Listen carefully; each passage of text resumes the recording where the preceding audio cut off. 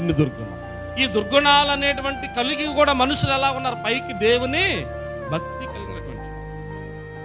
కాబట్టి దేవుడు ప్రశ్నిస్తున్న, మనుషుల్లో ఇన్ని లోపాలు నువ్వు పెట్టుకున్నప్పుడు, ఎన్ని లోపాలు నువ్వు పెట్టుకున్నావు కాబట్టి బెంకములాడుతుంటున్నారు, అబద్ధములాడుతున్నారు, అనురాగరహితులుగా ఉంటున్నారు, ద్వేషిస్తూ ఉంటున్నారు.